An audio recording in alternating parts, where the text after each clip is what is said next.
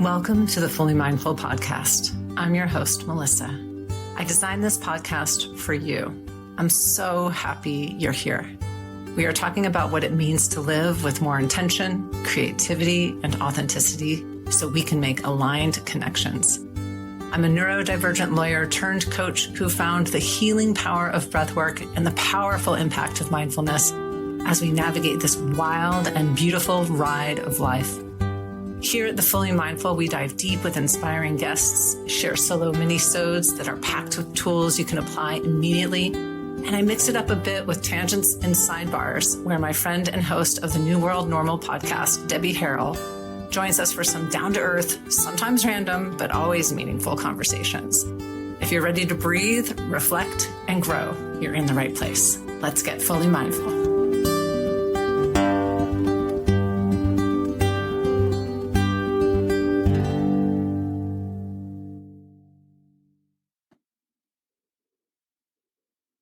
All right. Well, hello, everybody. I'm Melissa Chureau, your podcast host for The Fully Mindful. Today's guest is someone who brings a rare and powerful perspective as both an educator and someone who has lived with a learning difference her entire life.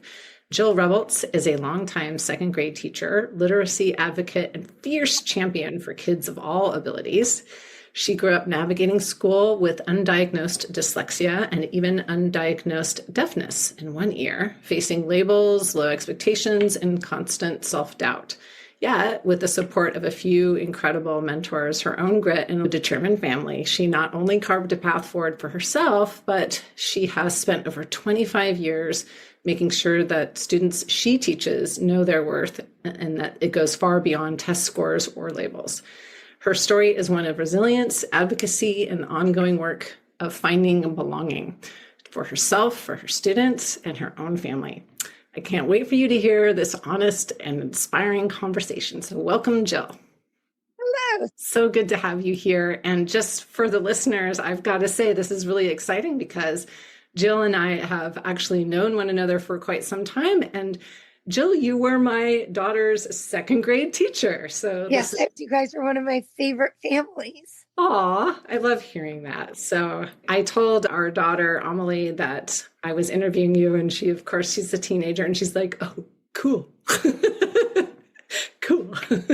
She's very different than she was as a second grader, but has the same heart and same soul that she did then. Great soul. And she was such a strong, independent person. I loved that about her.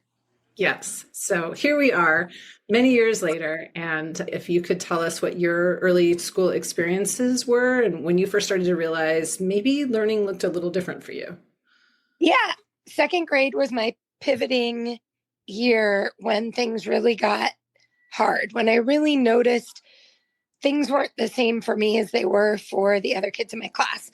I went to a small Catholic elementary school. There were only 16 kids in my class.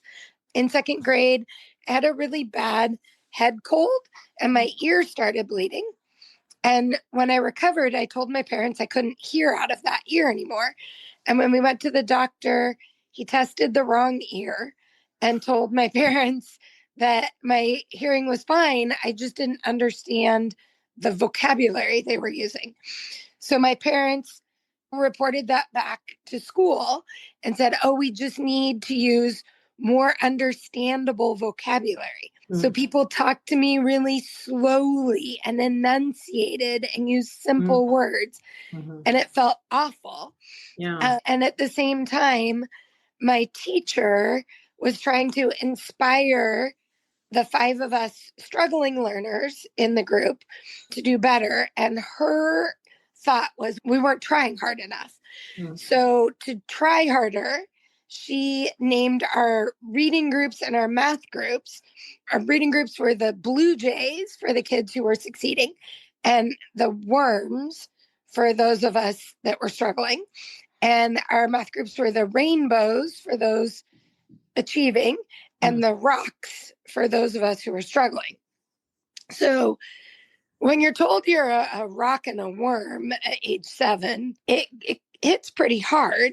And you really notice, 5 of us are rocks and worms and everybody else are rainbows and blue jays. I'm saying I can't hear, and my doctor's saying I can. So it really put in self-doubt to like, gosh, I don't know what's happening here. Yeah. It started an early chapter of trying to advocate for myself. And really, though my parents supported me as best they could, those early times before we found out what was going on, they were doing the best they could with what professionals were telling them, but the professionals weren't telling them what was actually happening. So they spoke to me dumbed down. They tried to talk into the one ear I said I couldn't hear out of. They, tried to just keep reading more, because if you're struggling with reading back in the 70s, you must need to just read more. Right. And we know that reading more doesn't help when you're dyslexic. Right. And I mean, I can so relate, my own story. I grew up in the 70s too, and having what is now diagnosed as ADHD, but then they called minimal brain dysfunction, which is just a horrible name. Oh my God.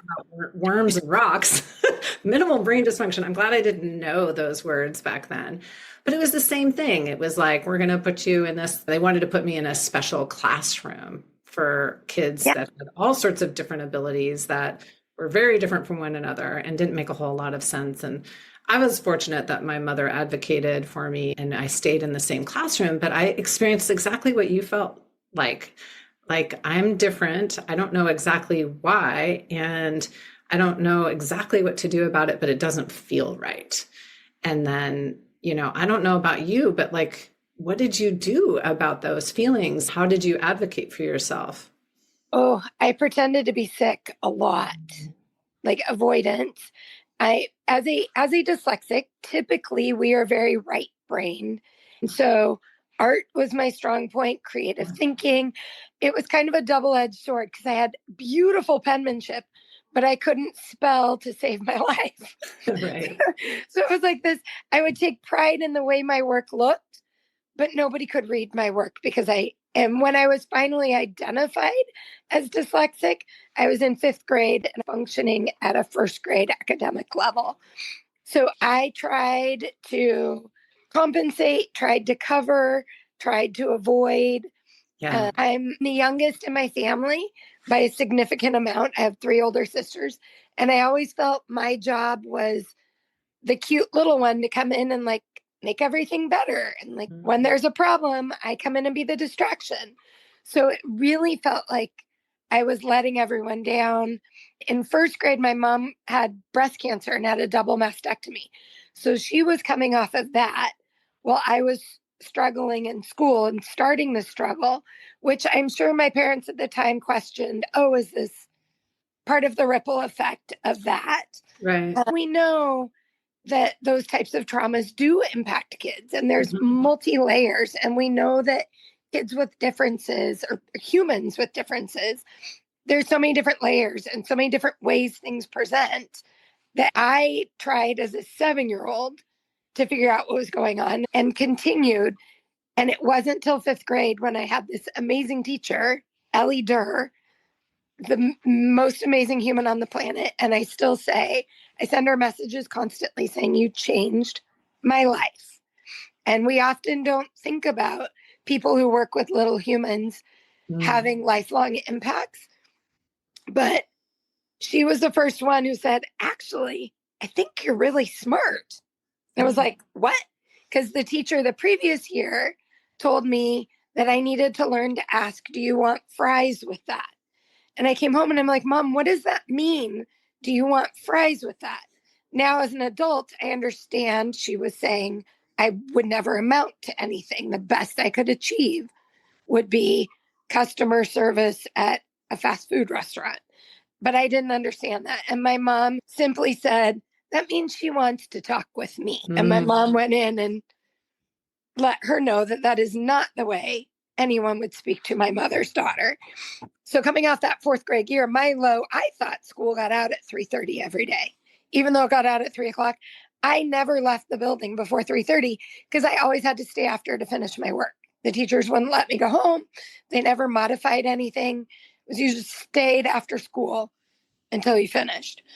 And in fifth grade, my teacher was like, no. And Mr. was like, we're not doing more of the same. This clearly isn't working. And opened the world. That's also when they found out that I was deaf through that assessing. Finally got an actual assessment from a doctor who didn't test the wrong ear. Yes. And my parents felt so guilty. I got a puppy that summer. So that's the upshot. You did get a puppy. out of the deal. And my parents followed the lead of the professionals that they had accessed. And that's, now on the other side of that story and that narrative, as I talk with parents, it's hard conversations to have when I see a kiddo struggling with something or working too hard for their outcome. I have conversations about things like eye teaming or self-esteem or bilateral development or social emotional development or dyslexia, dysgraphia, dyscalculia. These things that I can't diagnose, I can't identify, Right. but I can see that they're working too hard. And now I have those conversations with parents and enter very gingerly because parents receive that information, some as an attack, some see it as the teacher's making an excuse why their child's not learning, partially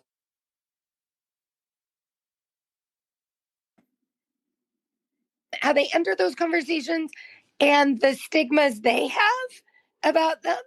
Right. And as an educator who is trying to navigate that,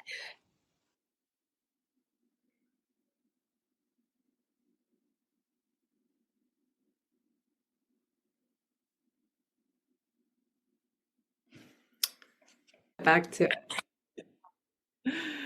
Yeah. So now you were saying that navigating those conversations with parents can be challenging because of the different biases or stigmas that they come in with. And so, yeah, that's got to be a challenge. I think for parents, it's really important to have, I think we say it for kids, a trusted adult. And so I think it's really important for parents to try and make a positive relationship with their student's classroom teacher, because then those hard conversations are easier. You've got a relationship built. You're understanding that teacher's not trying to pigeonhole your kiddo. And I've been on the other end of it too. My youngest son is dyslexic. But it was kind of the opposite. The school was like, no, he's fine. He's just a late bloomer. And I'm like, nope. I'm dyslexic. I see it in him. My dad was likely dyslexic. He just always said he was a bad speller. My sister was likely dyslexic, but they didn't have identification back then. We know 1 in 5 humans, no matter what language you speak, are dyslexic, because dyslexia isn't language-based. It's the way your brain takes in that information. So it doesn't matter what language you speak.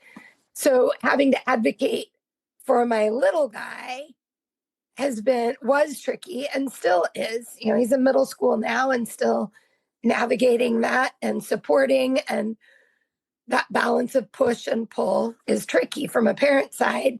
And then adding the layer of teacher on, I get his teachers who are like, well, as a teacher, blah, blah, blah, blah, blah. I'm like, yes, but if I weren't a teacher, how would you support me? Right. Because even though I'm a teacher, my kid doesn't want to listen to me, just like nobody else's kid wants to listen to them. 100%. And those moments are wonderful. They're precious. They really are. Well, you've spoken really beautifully about your own parents supporting you and advocating for you. I love that story about your mother going into the 4th grade teacher and like, that's not going to happen. And, they were also limited by what was available to them at the time, but they did all the things that they could. How do you think those models of strength combined with compassion helped you through the challenges you faced as you continued your learning trajectory and now as a teacher? My parents were the best people ever. And being a woman growing up under a strong woman was such a blessing. my mom was mighty and tiny. She was 5'1" when she stood up really tall, but she could clear a room, and she was just powerful and passionate. And I would say stubborn. She would say permanently determined. But seeing her grit and determination, she was left-handed when she was born in 1930. Back then, they would make you write with your right hand, and your inkwell was on the opposite side of the desk.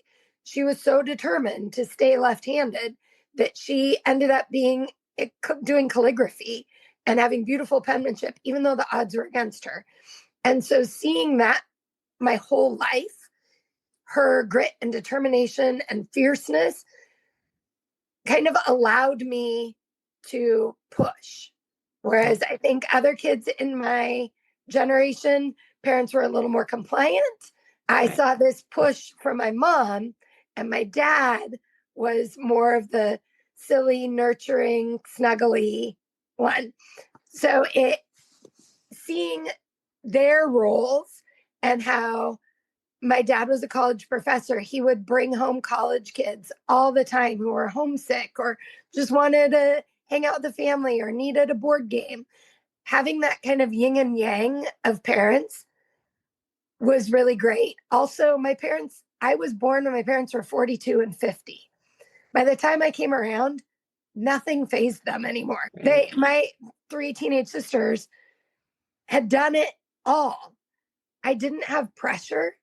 So as I was navigating these things where I didn't feel I didn't fit in, I didn't feel things were right, but I never had that pressure from home, which I see now as I work with kids. Parents come in a bit of a tizzy that their kid's struggling, and what do we need to do, and what counseling, and what program, and what should we get them on?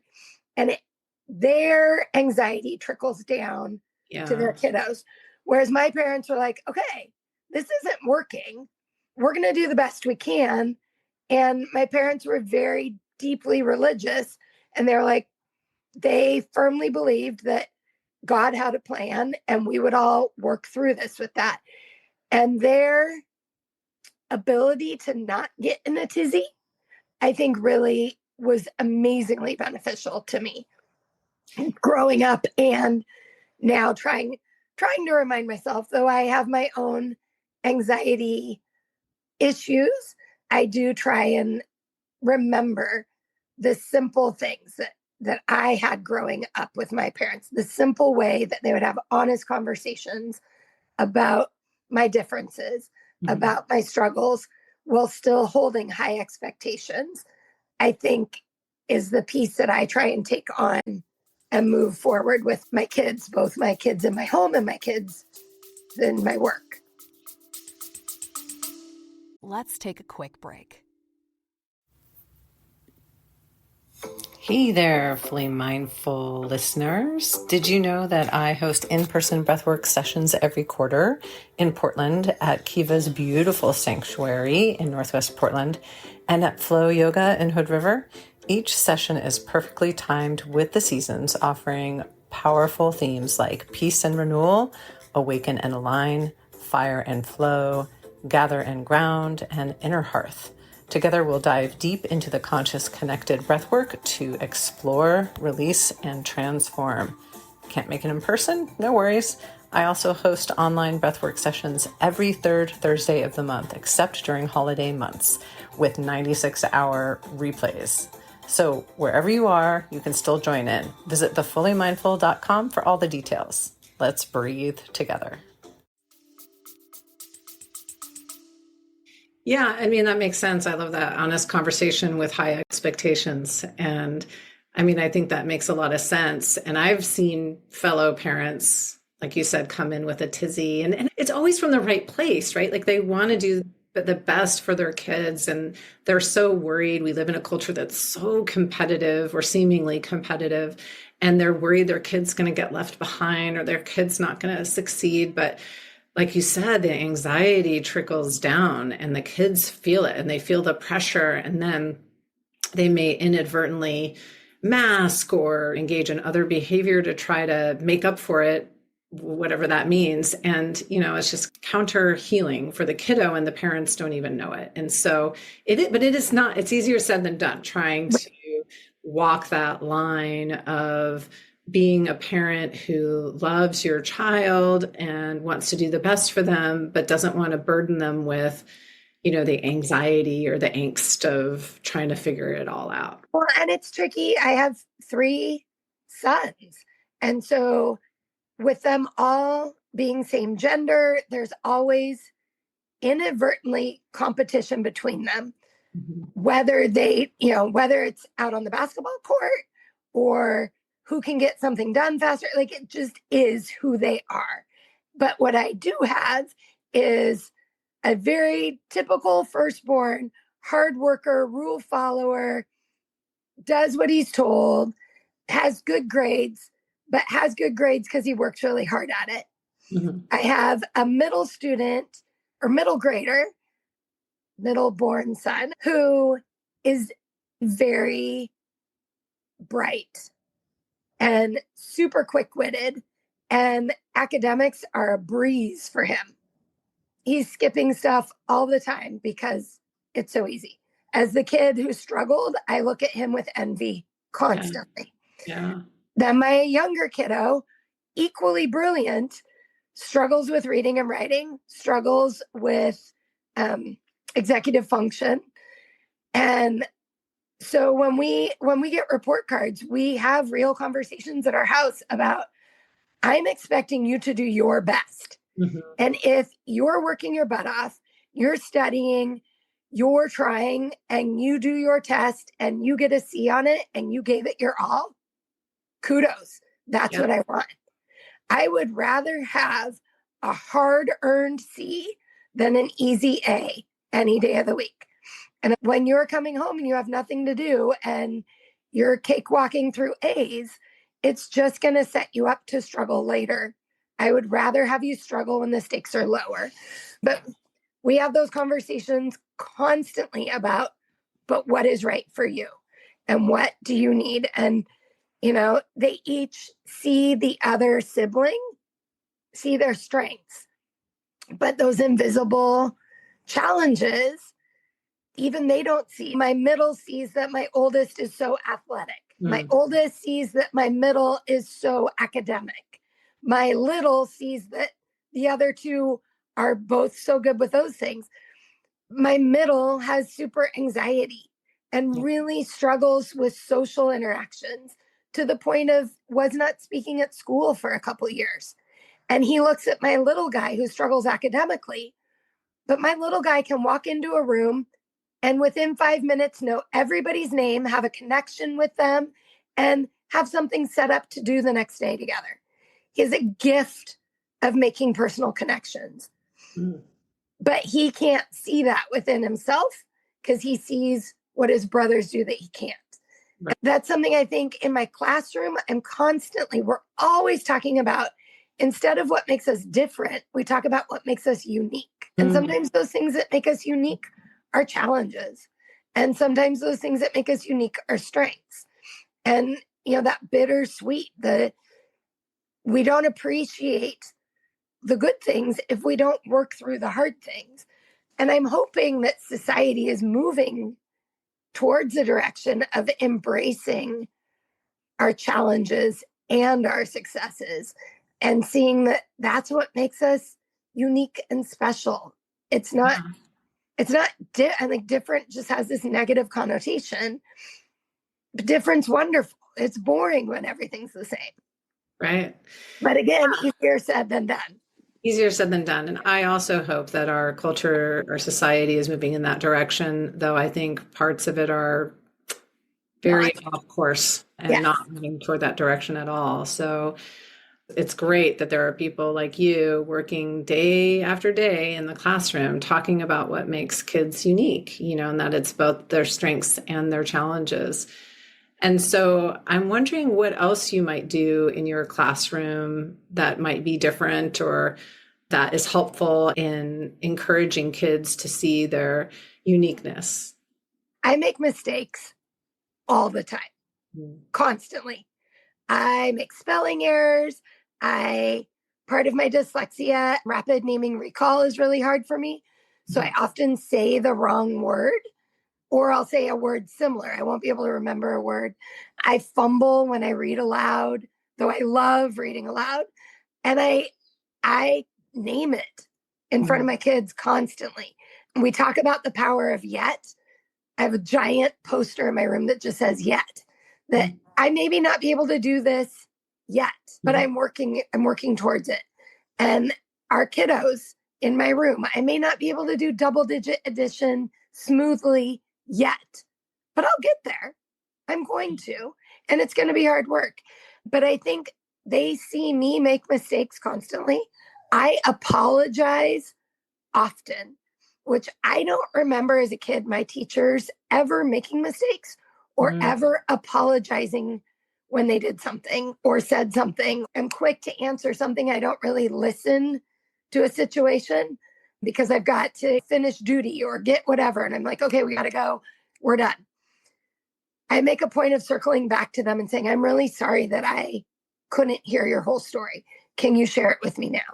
I think as parents, that opens that doorway for conversation, that kids are seeing you make mistakes. They're seeing you're not perfect and you're okay with that, which gives them permission to make mistakes. In my classroom, talk so much about my dyslexia and my being hearing impaired at the start of the year, particularly, just to remind them that if you come on this side and you talk at me, I don't know you're there.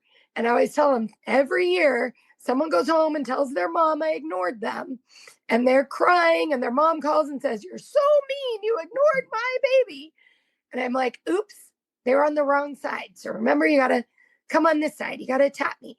And so constantly talking about how I have a challenge that needs us to work together. That my challenge is part of our community way of learning. I think that helps.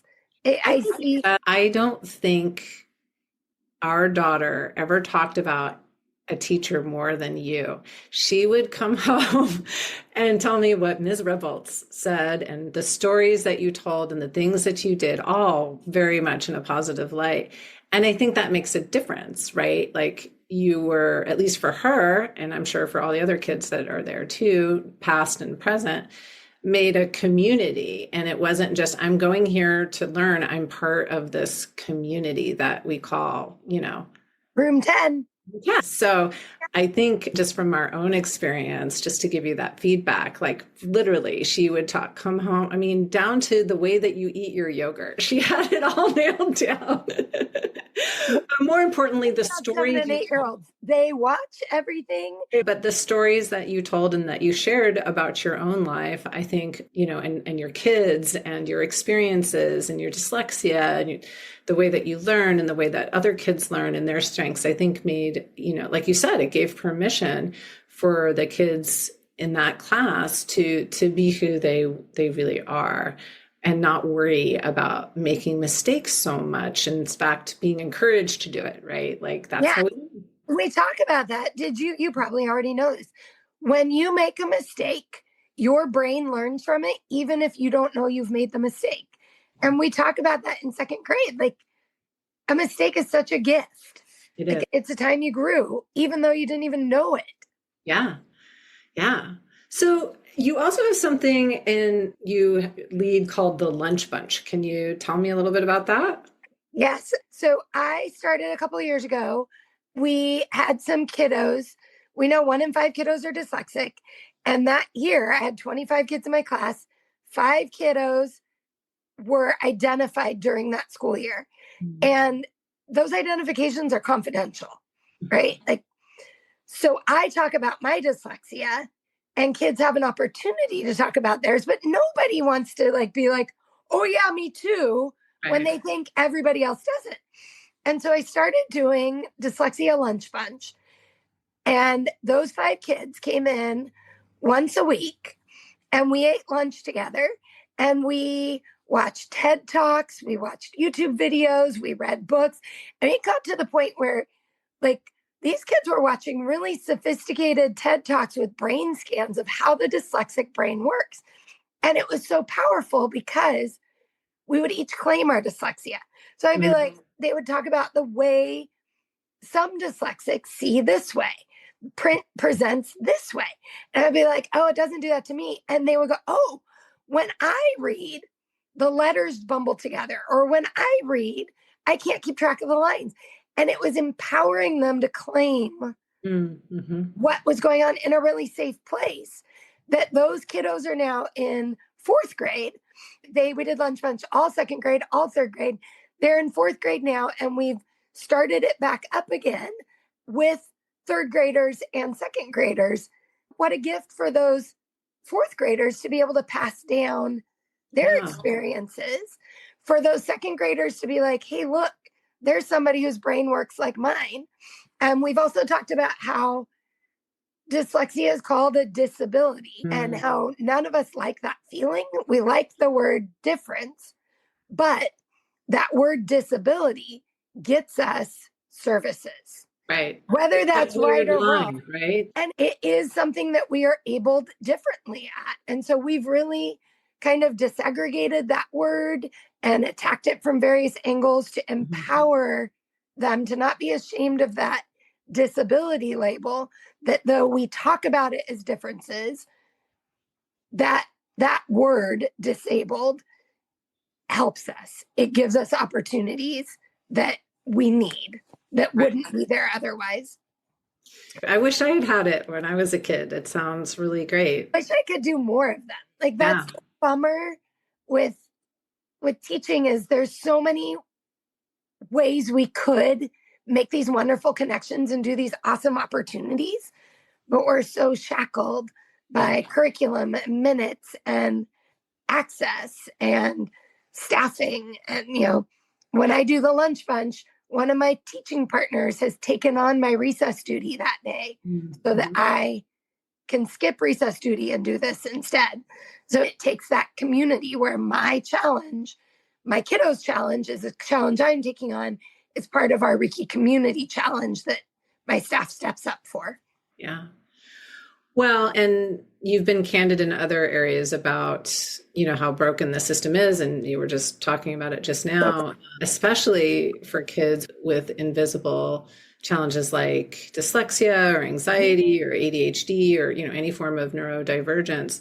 Where do you think the biggest gaps are, and what would you change if you had a magic wand and you could just change that? So I think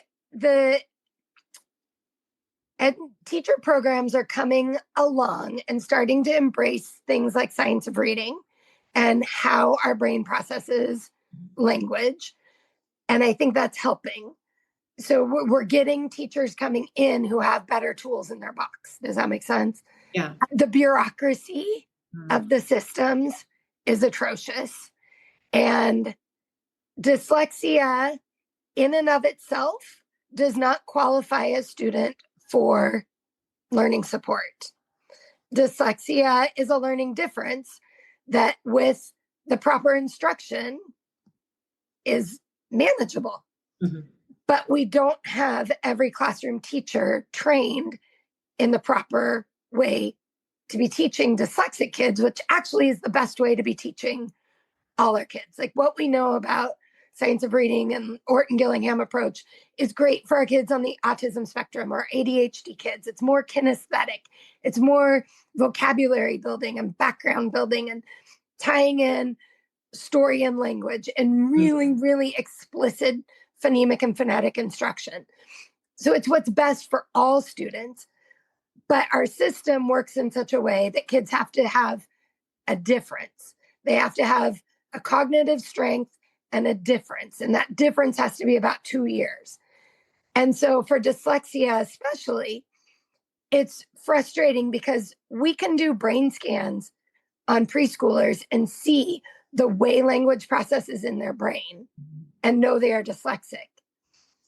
But to get differentiated support in school systems, the only thing we have is the special ed program, which dyslexia isn't necessarily special ed, but that's the only way we have of accessing support for them. And they can't qualify under a diagnosis of dyslexia they qualify under a specific learning disability, which means they have a 2-year gap between what they can do and what they cognitively are able to do. So that's frustrating. Yeah. That's so frustrating. It's also really frustrating and there's so many lenses, right? Like I look at my lens of my LGBTQIA plus community, my students and my parents. I look at my lens of racial equity. I look at my friends on the autism spectrum, my ADHD kiddos. There's so many differences that it's almost like everyone's different, right? Why do we have a one size fits all system when we don't have any one size fits all humans? Right. So the challenge to get support is really frustrating. The families that have means to hire private tutors are able to get that, but those who don't have that means or access don't have it. If I had a magic wand, there would be multiple swoofs of things to fix because it's just so broken. And sadly, under the current administration, I'm sorry to be political, we're headed into a really bad place in terms of education.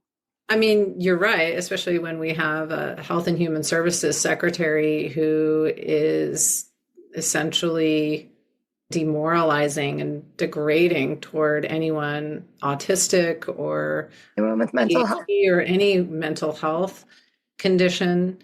It's terrifying to know what will happen there, which is why people like you on the front lines are going to have to be strong and just, I mean, that's it. And we have to do it together. There is some like privilege guilt. I think all of us in Oregon feel a bit of privilege guilt, right? Like we're safer. And as an educator, the social media is a wonderful blessing to connect people in a lot of ways. And so I teacher geek and follow people from all over the country, all over the world. Really, there's some amazing stuff going on everywhere. And it's a wonderful way to see what people are doing and how they're attacking problems and how they're celebrating accomplishments. But it's also really terrifying to hear what's going on in different classrooms in our country. On a daily basis, things are changing and people are sharing what they've had to remove from their classroom. And that's terrifying. And when we talk about DEIA, dyslexia falls under DEIA. It is a difference. It requires different accessibility. And those books in my room that celebrate all our differences. I mean, you've been in my classroom. I have a little book collection problem. I think it's a good problem to have. But I currently have over 3,000 books in my classroom library. To put in perspective, the average K-5 classroom, a good classroom library is considered between 200 and 500 books would be considered a good classroom library. So we've got a lot of books in my room. And my books are books that show representation of kiddos and families in our building, but also representation of people they might not have interaction with. This is the way they're going to learn about people with different cultures and different lifestyles and different families and different challenges is through these books so they can make a connection with those characters. And then when they meet someone who fits into one of those differences, they're like, hey, I read about Quinny. She had a lot of energy too. Yeah, there we go.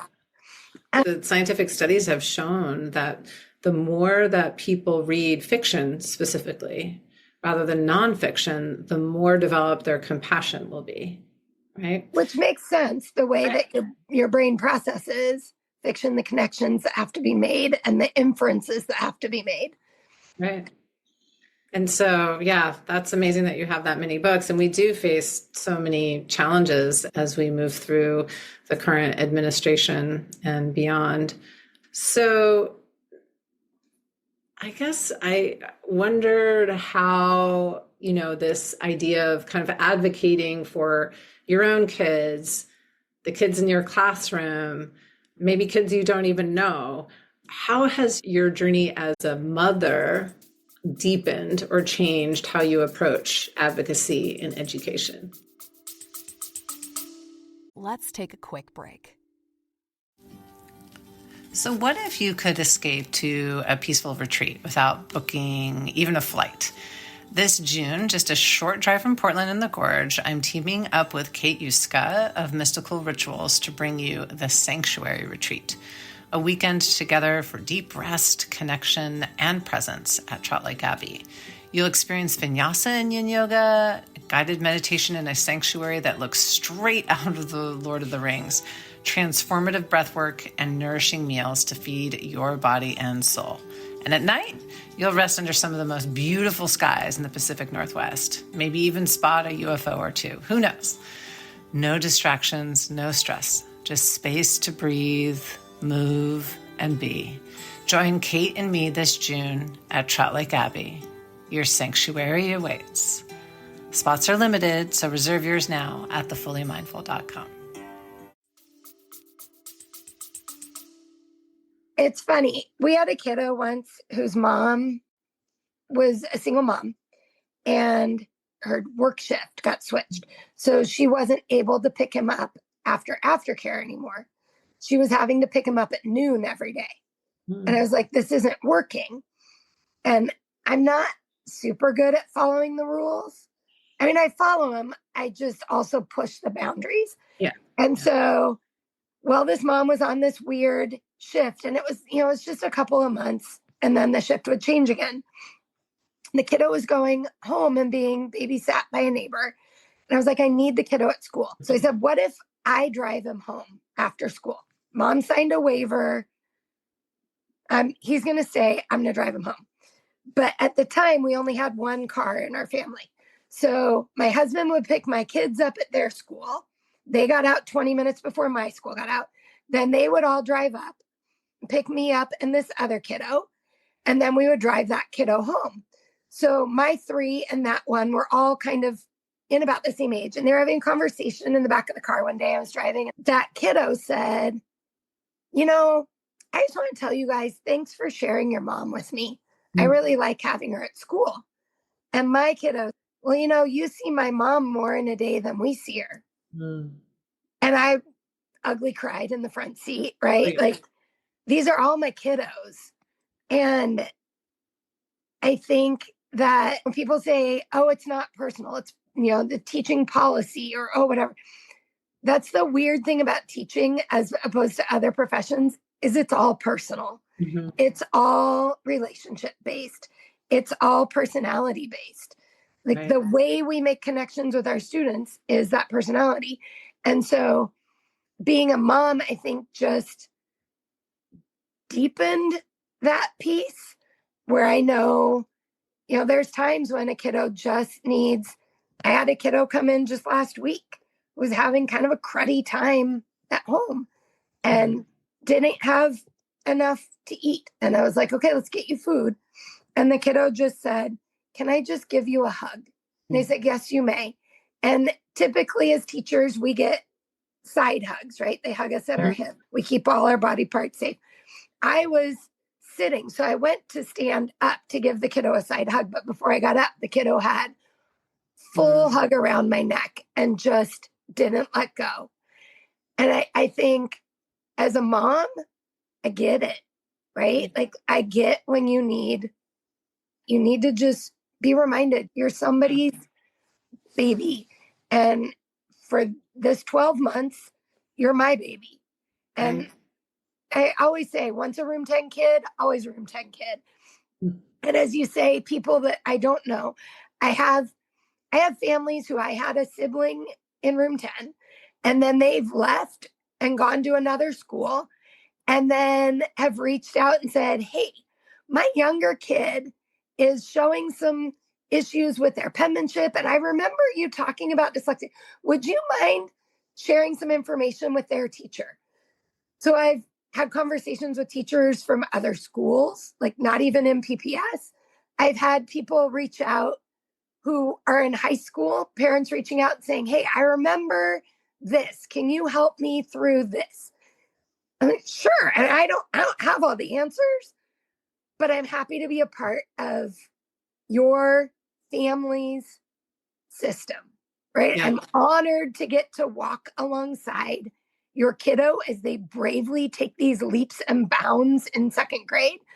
I'm honored to get to walk along the side of the parents who are trying their darndest to figure out this little human that doesn't come with a manual and is so different than what they were. Those parents who struggle when their little human is exactly like they are. Mm-hmm. And that drives them crazy because they know the struggles that kiddo is going to have because of that.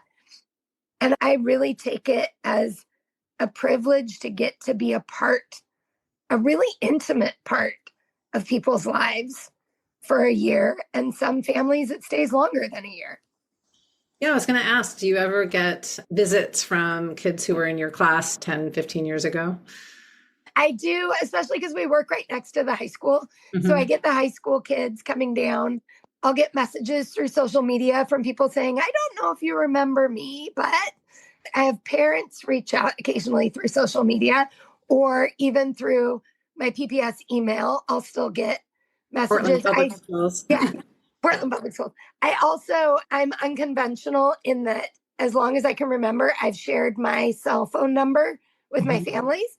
I firmly believe I would rather have a parent call me at 9:00 on a Friday night and tell me something they're upset about than have them stew on it all weekend, talk about it on the soccer field, and then hit me hard Monday morning.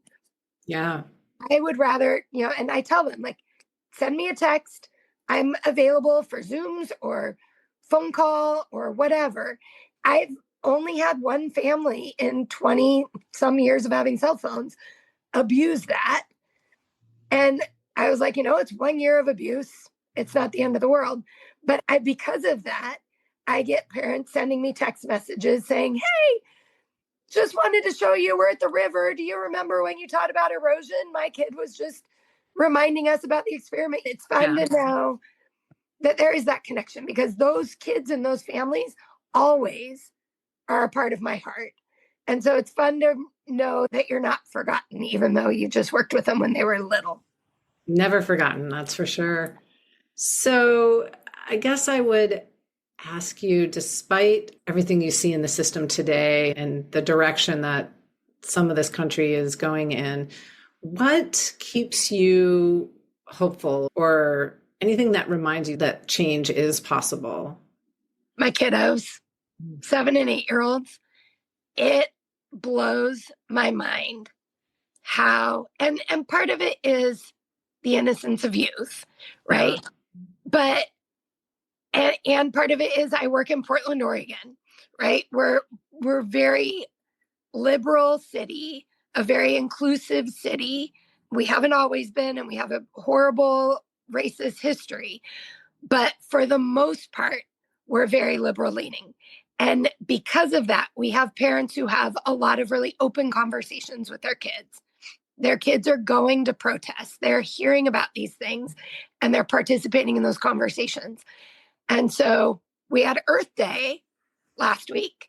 And as we read the scholastic news about Earth Day, and it talked about the first Earth Day in 1970. And because of that, we created the EPA and what the EPA does. And as I'm reading this, I'm feeling this sense of like sick, of like, oh, but the current administration is wanting to change it. And one of my kiddos brought it up and said, I heard that these rules are changing. And I said, well, what do you think about that? They're like, I think grownups don't follow the rules. And we need somebody to make sure grownups are following the rules. And I'm like, oh, I love you. Yeah. Observant kiddo. I think seeing the good, seeing these kids love their transgender classmates and say, of course you use she, her pronouns. Seeing my kids correct another adult who mispronouns a child, say, oh, nope, they use they, them. And that grown-up can then say, oh my gosh, I'm sorry, or I didn't know. But those kids advocate for each other. Yeah. They're proud to stand up for what they believe, and they don't believe all the fluff. They're calling it out. And I think that is really hopeful. And it's hopeful and it's magical. And I just have to believe that it will stay magic and cynicism won't take over their little brains and outlooks. Yeah. Well, I can tell you my daughter is still very helpful and observant and a fierce advocate herself. So she learned something from us. So I wonder, just kind of as we start to wind things down, if you could go back to your second grade self, the one who was put in the worm group or the rock group, what would you say to her now? I think I would try and tell her that these things are what's going to make her amazing when she gets older. That said, I don't think it would have mattered. Yeah. Like, I feel like I needed more than one person. Well, and I had a family believing in me. I needed proper diagnosis. I needed proper instruction. I needed differentiation, which I ended up getting. But I don't think going back and having a pep talk with myself would have changed it all that much. But on this side of the story, I know that I don't think I would be as passionate about my kiddos who struggle if I hadn't struggled as much. Maybe I would, but I think that I remember those feelings. I don't want anyone to feel those feelings. And I fire up when I see those negative habits coming out in others. And I don't know if I would be as passionate about that had I not had to struggle the way I did or experience those struggles. Right. Our struggle becomes our strength, really. It's all part of our story. We can't change our path, but we can choose how we're going to walk on it. Exactly. So for any parent listening who has a child with a learning difference or maybe even suspects that there's a learning difference, what would you want them to know? Follow your gut. Parents know best. And if something is not right with your kid, ask questions. And if you're not getting answers that feel right, go to somebody else and ask again. Ask your special ed department. Parents have a right to request assessments for special ed anytime. So they can reach out and that clock gets ticking. If they have means to reach out to other sources, there are, in town, I send a lot of people towards Reading Specialist PDX. They're an amazing program that assesses, they can identify and diagnose. They have tutoring resources in a variety of ways.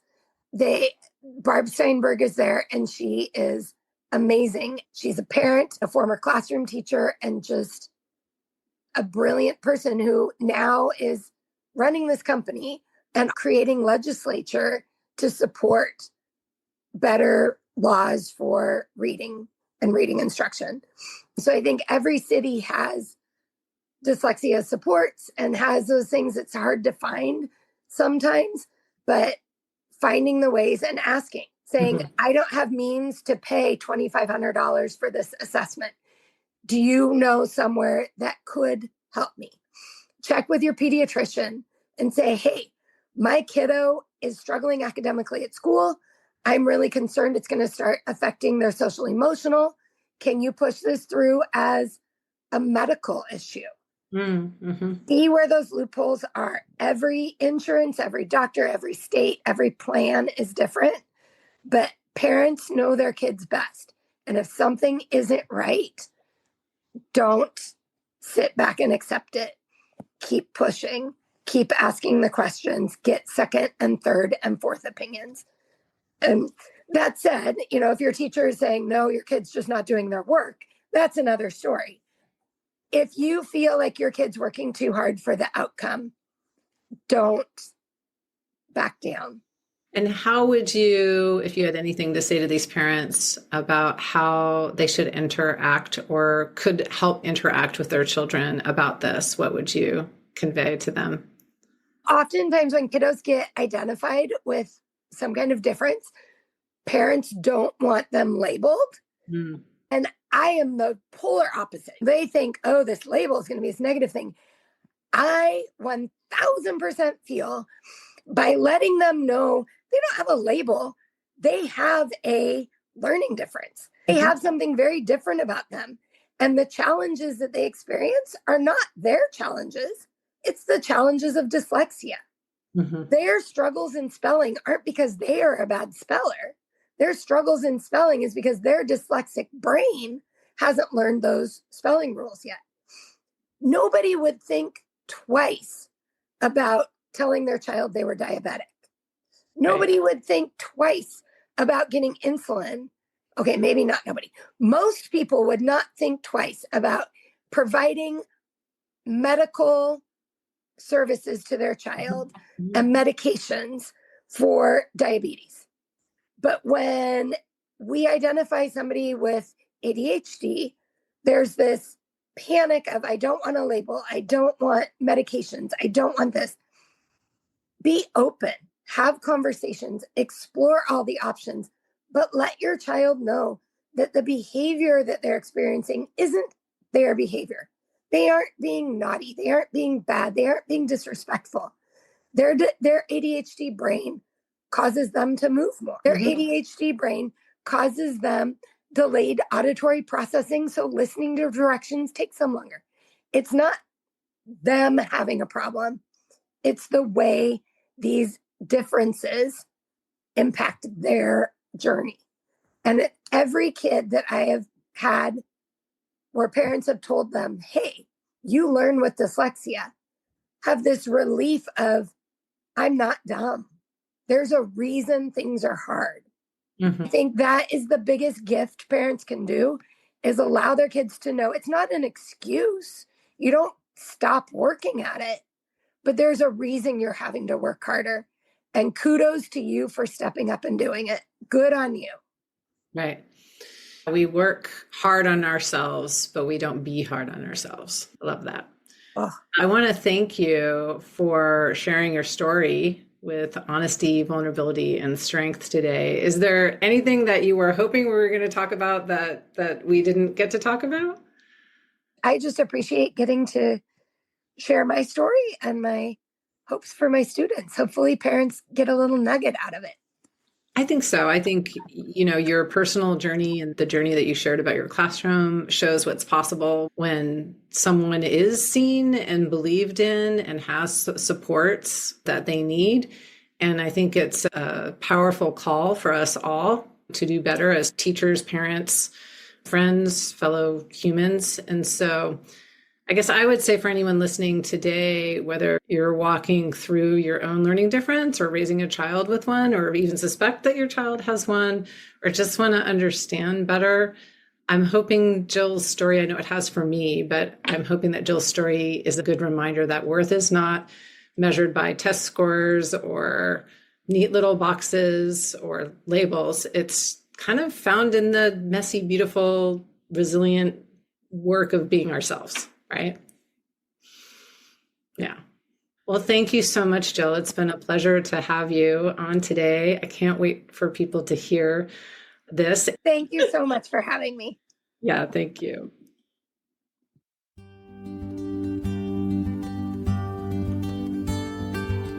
Thank you for joining me on the Fully Mindful podcast. If you got value from this episode, I'd love for you to subscribe, leave a review, or share this episode with someone who'd love this content too. Remember, small moments of mindfulness can lead to big changes in your day-to-day life. Until next time, take a deep breath, stay present, and tap into your own mindfulness. I'll see you next week.